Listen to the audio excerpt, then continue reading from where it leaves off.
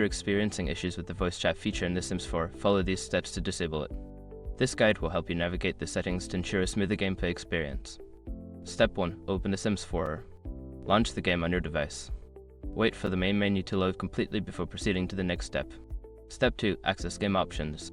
From the main menu, click on the Options button. This will take you to the Settings menu where you can adjust various game features. Step 3. Navigate to the Audio settings. In the Options menu, look for the Audio tab.